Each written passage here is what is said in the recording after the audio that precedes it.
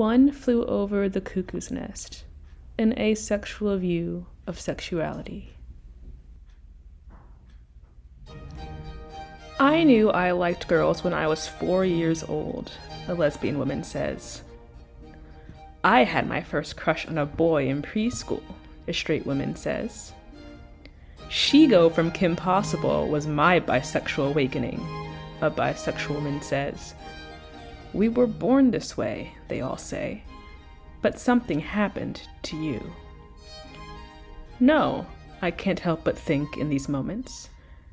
You were probably born just like me, but your track of development happened to include a certain type of gravitation toward other people, a gravitation that would later be reflected on and understood to be the emerging of your sexual orientation as defined in the modern era.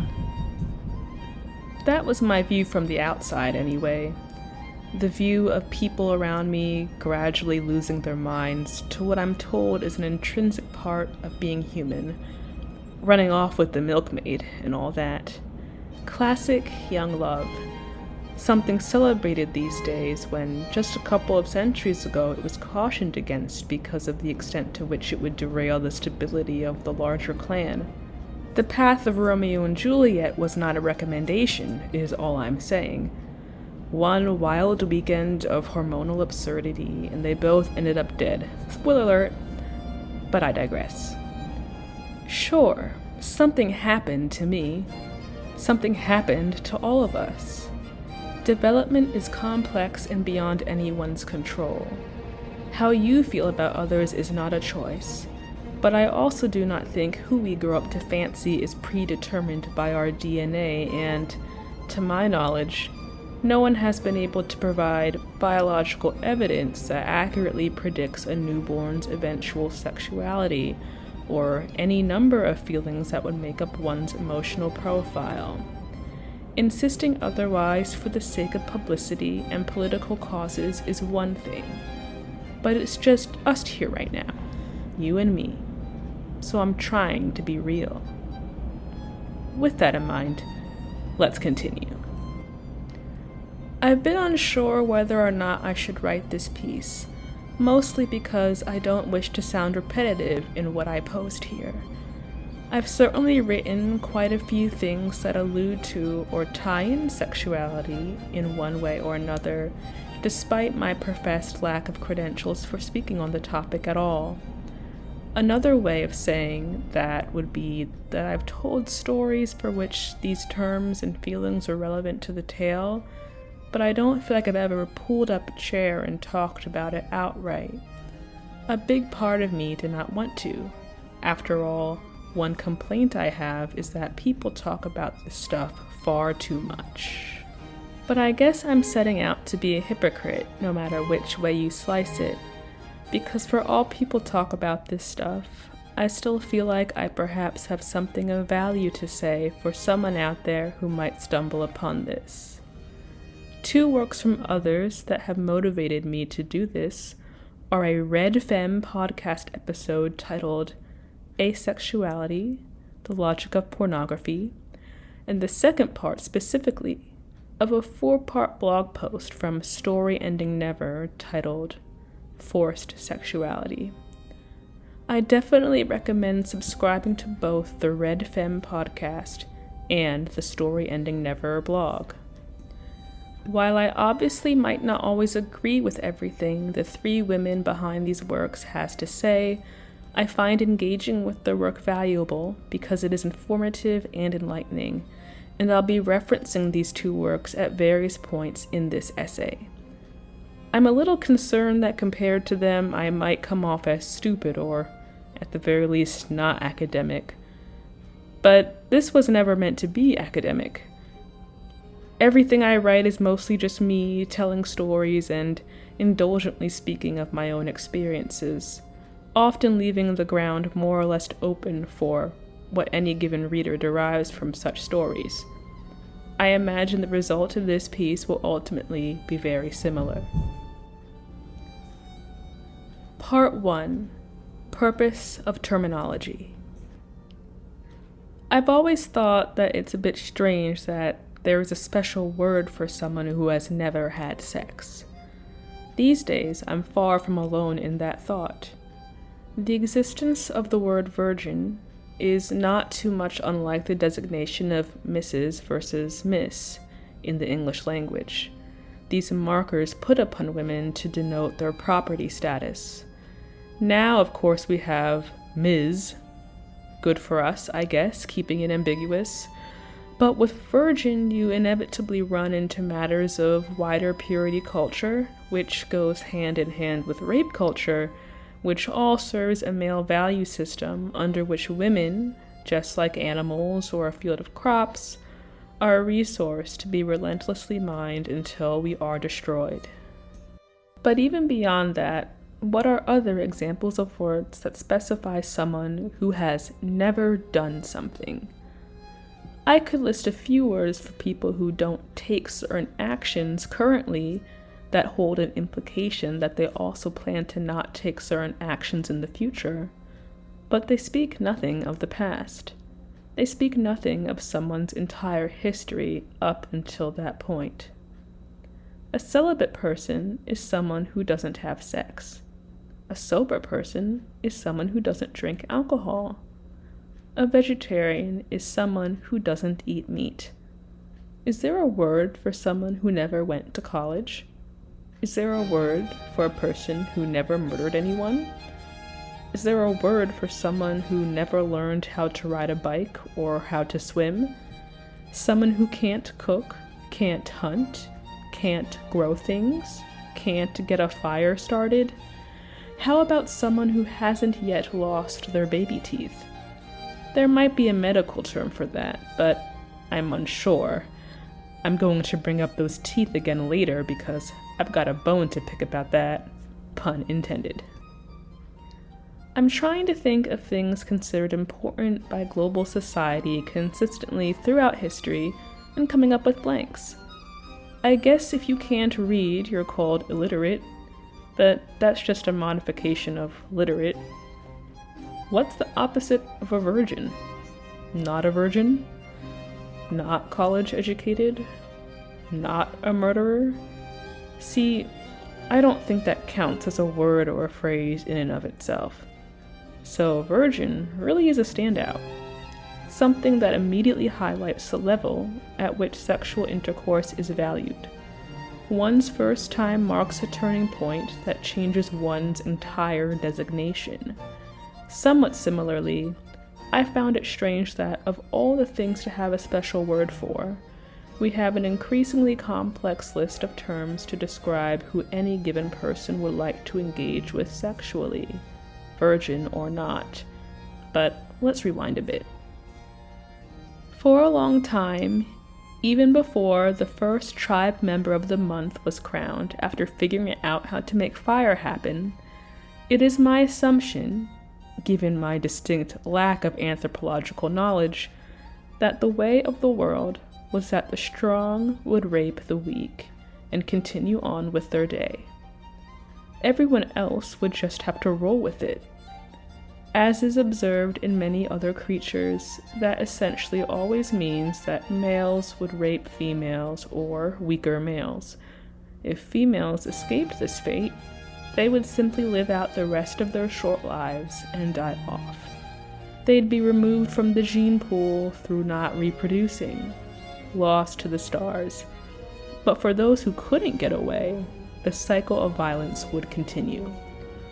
Her daughter would be raped, as would her daughter, and so on and so forth, for thousands of generations, until over time, getting caught may even be seen as the more desirable outcome due to various social factors. Or it may even feel organic. Getting caught by one male over another male might be preferred, even absent any intrinsic sexual desire. As Story Ending Never pointed out quite bluntly, males will fuck anything. There are plenty of emergency room stories to support that claim. But for men to fuck a woman specifically comes with added benefits that can't be provided by a warm piece of bread or an unsuspecting farm animal. That is likely why, at some point over those thousands of generations, given the fact that males will fuck anything, some males in the group would no doubt find it beneficial to rein that behavior in a little. For among males, there is always a hierarchy, and within that hierarchy, the quest for power and control is never ending. Thus, in my uneducated opinion, organized religion was born, and all dominant religions of the modern era just so happen to have a lot to say about what males should be fucking and under which conditions the fucking should occur to maintain a properly functioning male society. Normal males became distinct from afflicted males. Normal males would fuck females, even ones they technically weren't supposed to be fucking. Afflicted males would fuck other males, inanimate objects, or their own fists. Females are not real people within the context of male rule, so their desire is irrelevant at best and outright denied as a thing that exists in the first place at worst. They are objects from which to mine resources like offspring, male sexual satisfaction, and all labor related to those two things. Male worship of their own penises evolved. Honorable males kept up appearances enough to satiate their social circle. Chivalry, or other professed codes of honor, became a thing in some places. The status quo grew to punish the males who put their dicks in the wrong places. Funny that sodomy is its own special word too.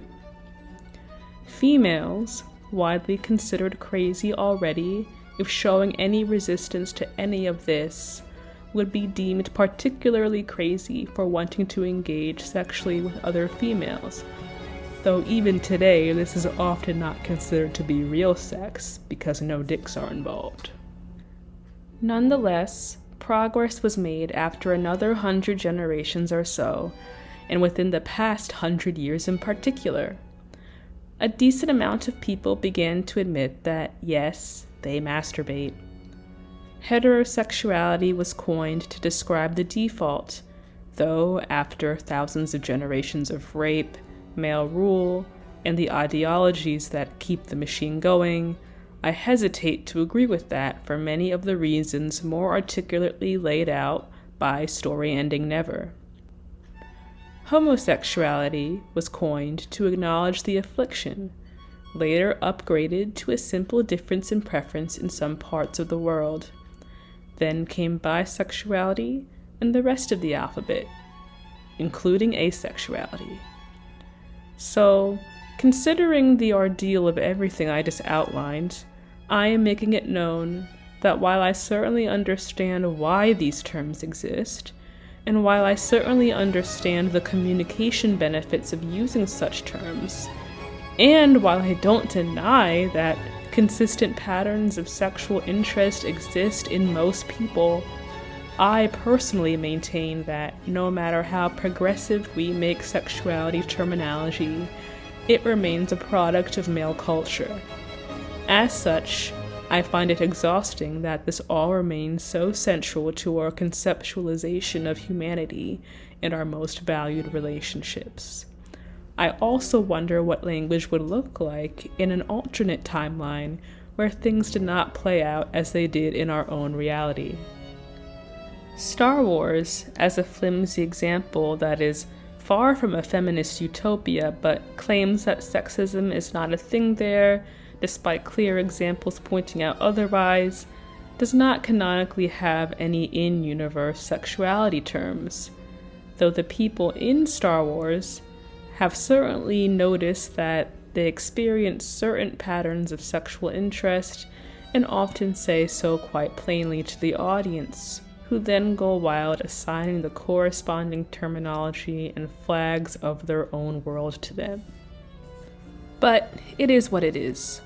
Avoiding these words, as demonstrated in Star Wars, would do little but perhaps attempt to obscure a readily observable reality, just like, in my opinion, coming up with the ownership-neutral alternative Ms., which also obscures a readily observable reality, still enforced by things like wedding rings and naming conventions. So, no, I'm not coming for anyone's words, but I do think that's what makes it particularly interesting that when it comes to asexuality, the simple usage of that word can sometimes be seen as controversial.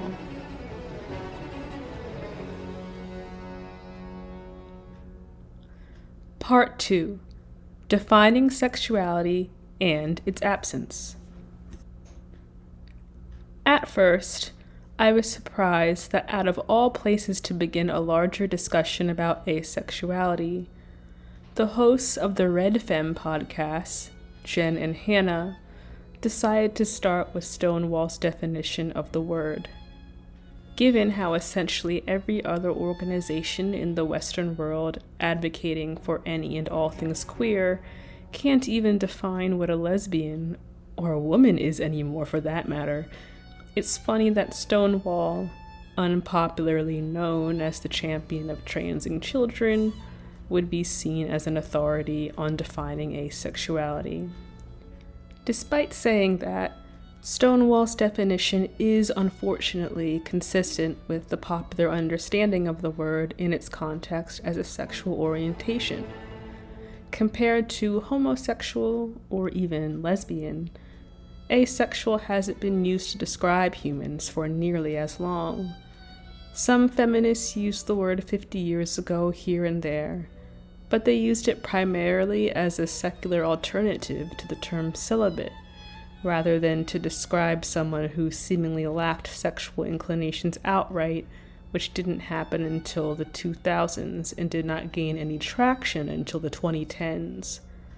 Not because it's a new thing, but because I figure most people, me included, never organically thought to give this lack of feeling a special name that described a wider phenomenon. That left more than enough room for the definition of asexuality to become effectively meaningless as inclusion warriors flooded in and decided that an asexual person who either doesn't experience sexual attraction or someone who only experiences sexual attraction sometimes. This encompasses literally everyone. As such, an asexual person became anyone who identifies as asexual. Prior to that, ever so briefly, it was defined as someone who does not experience sexual attraction, full stop. And out of all the crazy terms being thrown around in modern circles concerned about such things, presuming that somewhere out there in the world where there are people who experience sexual attraction to one sex or both sexes, the thought that there must exist some number of people who do not demonstrate attraction to either sex doesn't seem like a big leap of logic. If I were a betting woman, I'd bet on it. It's nowhere near as much of a leap of insanity as believing that some women actually have the internal gender spirit of a man, but the former contradicts the steadfastly held belief that we are all sexual beings as a prerequisite for being human, and the latter, coincidentally, in a roundabout way, helps set things straight for those who maintain that a man and a woman being together sexually is the natural order of things, if the alarming amounts of lesbian women considered to be masculine, yet another term rooted in male doctrine, suddenly discovering that the really men are anything to go by, ignoring the fact that the whole idea of masc-femme or top-bottom homosexual pairings is not a rule of engagement. Hannah reads through the Stonewall explanation that asexuals might also use terms like lesbian, straight, gay, or bi in conjunction with asexuality, opening up the discussion to the concept of split attraction. That romantic attraction and sexual attraction are two distinctly separate things. Jen chimes in right away that it is impossible to be an asexual lesbian because if you are a woman who is not sexually attracted to other women, how are you a lesbian? But shortly thereafter, Jen brings up her own definition of sexuality that is not defined by who you want to have sex with, but describes it rather as a larger, both conscious and subconscious thing that touches many areas of life. She tends to agree with the theories laid out by, what was his name? Sigmund Freud, who I believe was instrumental in her PhD work. One example she uses is a friend of hers who got very jealous when she got a girlfriend back in school. While Jen does not believe her friend had non-platonic feelings for her, she uses this as an example of the blurred reach of subconscious sexuality extended to other areas of life. It also likens it to the concept of sibling rivalry and does not expand further on that point. More concretely, she then points out that every asexual she has heard of still masturbates, thus making them not asexual, but rather autoerotic. The sexual feelings of that person fail to find an object, which is how many coincidentally define asexuality. I believe the point she's making here is that in these examples, sexuality is muted, distorted, or otherwise repressed, but still present. Should whatever limiting factors that exist go away, or should the right conditions be met, these things would easily point to being heterosexual, homosexual, or bisexual. Jen also expresses the view that should a woman be so traumatized by relations with men that she becomes unable to feel sexual attraction toward them, and as a result only feels sexual attraction toward women, she sympathizes with that and takes no issue with that woman calling herself a lesbian. And while Jen maintains that there is no such thing as asexuality, she similarly thinks that anyone who feels they genuinely experience no sexual attraction to anyone at all is that way due to similar past traumas, natural low libido suppressing drugs, or something related to those things, explaining that even though she is a lesbian, she hasn't fancied anyone in years, and that most married couples stop having sex after 7 years, but neither of those things makes someone a newly discovered asexual. From my perspective, I'm really open to any number of explanations. I've already outlined why I find all of this terminology a bit exhausting in the first place, though because I nonetheless find the topic interesting, when discussing it, I'm more on a mission to figure out how the person I'm talking to is defining things, then frame myself or others within those definitions to see where the discussion might go. For Jen, I imagine I would be the low libido person who simply hasn't got a clue what's going on. I'm not the woman who knew she liked other women when she was 4, or the woman who had her first crush on a boy in preschool, or the woman who had a bisexual awakening via Shigo from Kim Possible. I just simply don't know. I've never happened upon the right person, perhaps, or I have an inconclusive set of data to be understood somewhere down the line, or have concocted an internal block so powerful I have managed to fool myself into my 30s. So let's go with that. As a small child, there were many things said to be part of my future that were unappealing to me. The first was the prospect of losing my baby teeth. It seemed bizarre, painful, and scary. I told myself that my teeth were perfectly fine as they were. I even mysteriously already had extra teeth in my mouth, which pointed even more to the feeling that perhaps I was some kind of exception with my special shark teeth. They wouldn't simply fall out like everyone else's, but then they did, though quite a few more were forcibly extracted to make the inside of my mouth look like it was supposed to on the charts, thus kickstarting my phobia of dentists. Next, I learned of menstruation, another bloody affair that sounded even more horrific than the gore of losing your teeth, but I told myself that this wouldn't happen to me. These things, I am told, exist inside of me, are not actually there, or else surely I would know about it. I was different somehow. Perhaps I wasn't even fully human. This thing would not happen to me, but then it did. I've written before about how at no point in my childhood did I equate love with marriage. Marriage was very procedural, an important strategic move to make in one's life and a duty to fulfill. It's why I figured the powers that be were so against same-sex marriage. It's against the rules, and I was certainly a rule follower. Not much better than Romeo and Juliet poisoning themselves. Insisting on same-sex unions would have you booted from your home and left to waste away in the wilderness. It was better to follow the script until a time when the rule book might change. After 5 years of dating, I suppose it would be appropriate to hold hands, I said to the amusement of my family as a preteen. But we would need to do that for another 5 years before agreeing to marry. The wedding would take at least 2 years to plan, but at the wedding would be our first kiss, I said, figuring that by 12 years in, surely it wouldn't kill me to kiss this faceless, hypothetical man. Hopefully, if we had enough money, we could live in separate houses most of the time, I said, imagining that once marriage occurred, it was within the marriage contract to have sex once or twice for the sake of reproduction, for which I could be heavily intoxicated as adults like to do, or just unconscious entirely. But of course, we'd come to dinner as a couple for the holidays, and I suppose I'd be getting buried with his family instead of with you all once I die. That idea at the end somehow saddened me the most.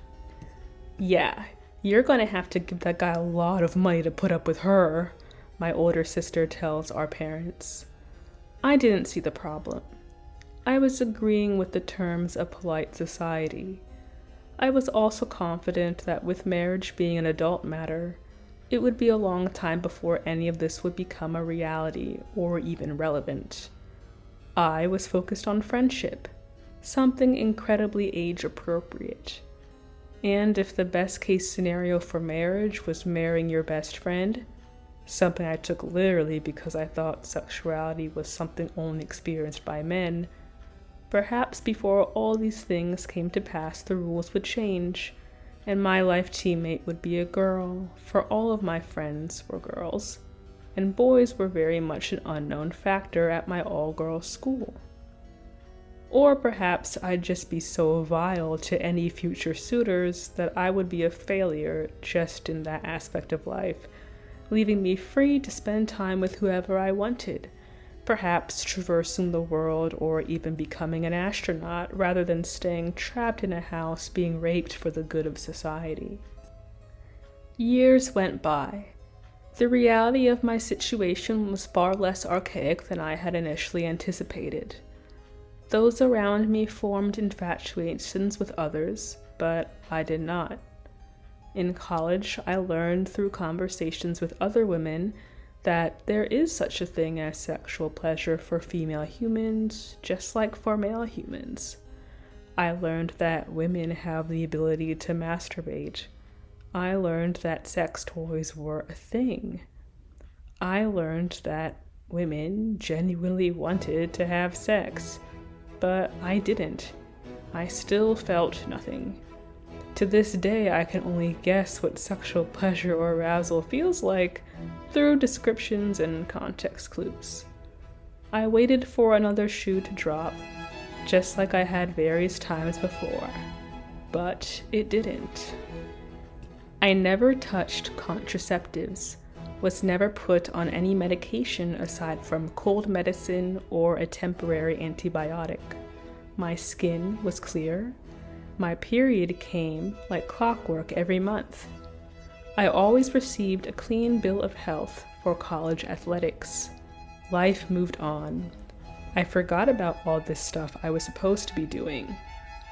I was a roadie now, after all, sleeping on a tour bus, traveling the country and eventually the world, putting on shows of all genres and sizes. Normal people were back home, doing what normal people do.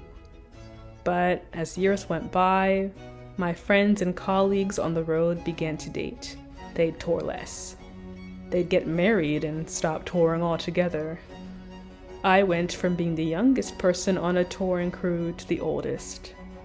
I began to worry what would happen to me if I ever got off the road, if I remained at home to see the reality of going off script set in.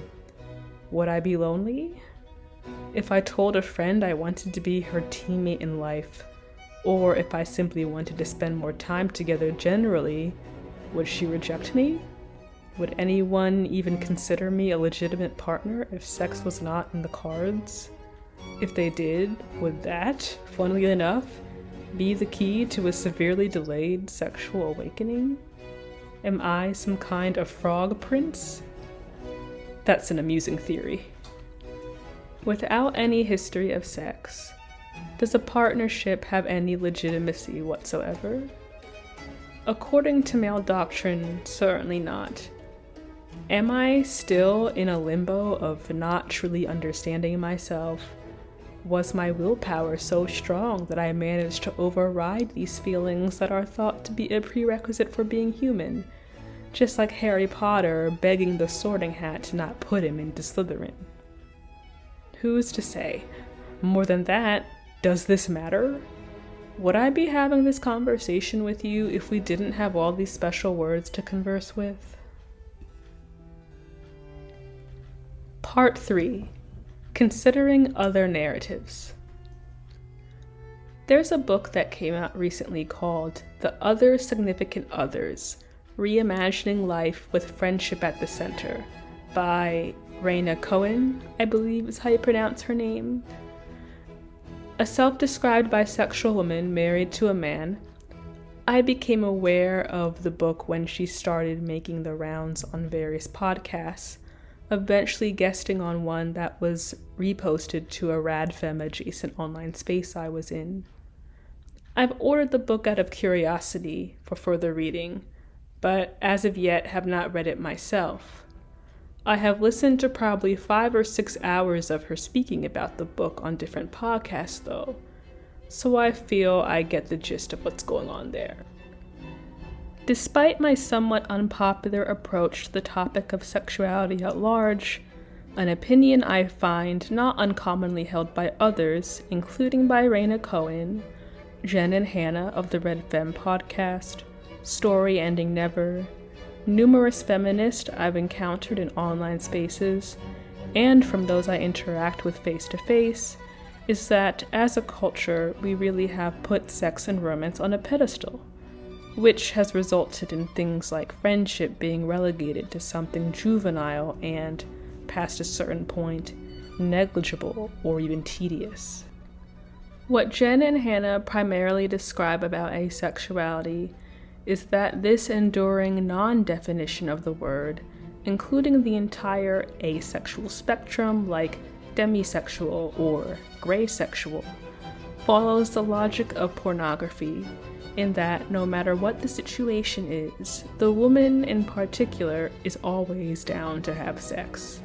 Porn logic dictates that everyone is wanting to have sex all the time, and at any given appropriate or even inappropriate opportunity, sex should be occurring if you are normal.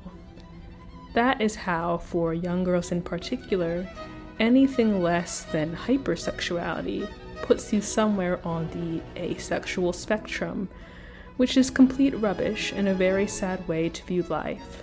Still, this is the result of a relentless wave of sex positivity and the never-ending discourse and obsession with bestowing upon everyone some kind of sexuality label that is seen as the key to understanding their true selves. Story Ending Never describes how no matter if someone is homosexual, heterosexual, or bisexual, all generally agree that asexuality isn't natural, if not impossible. Further than that, she describes the obvious centrality of sexual intercourse when speaking about sexuality.